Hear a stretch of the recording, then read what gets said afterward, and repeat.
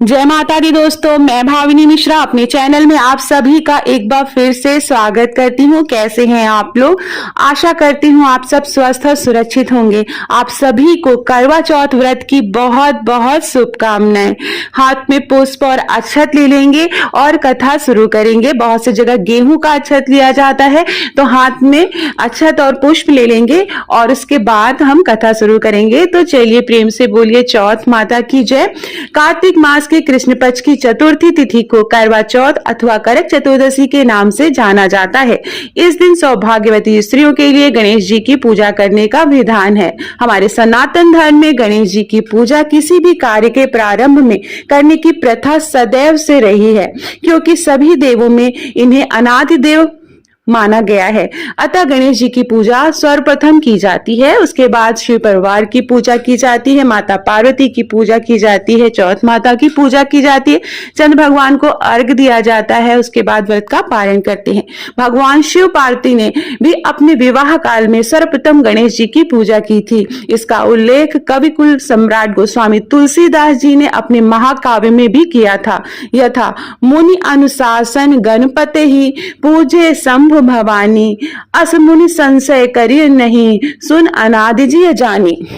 गणेश जी विघ्न विनाशक देवता के रूप में माने जाते हैं, इसलिए किसी भी कार्य को शुरू करने से पहले, किसी भी पूजा को शुरू करने से पहले इनकी पूजा करना बहुत ही आवश्यक माना गया है।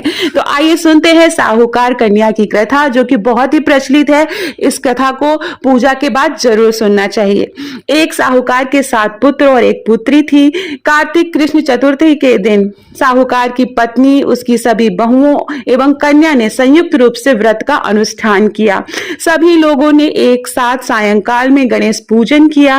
पूजन के पश्चात साहूकार के सभी पुत्र भोजन करने बैठे। भोजन करते समय साहूकार के पुत्रों ने अपनी बहन से भी भोजन करने का आग्रह किया।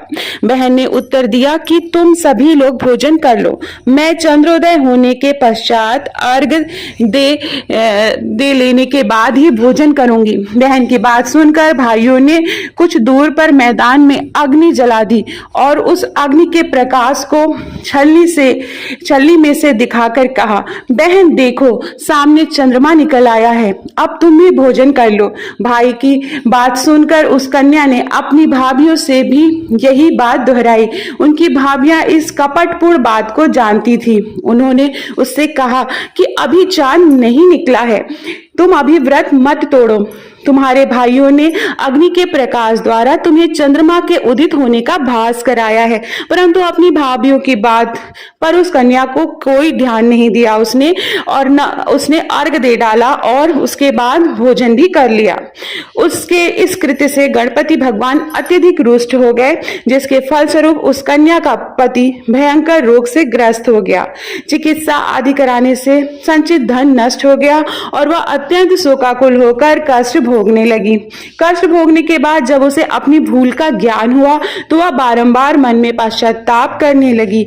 उसने अपनी भूल के लिए गणेश जी से क्षमा याचना की और व्रत को पुनः भक्ति पूर्वक पूरा किया।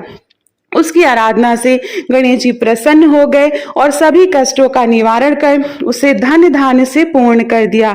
अतः इस व्रत को जो प्राणी विधि पूर्वक संपन्न कर लेता है, उसकी सभी आशाएं, सभी मनोकामनाएं पूर्ण हो जाती हैं।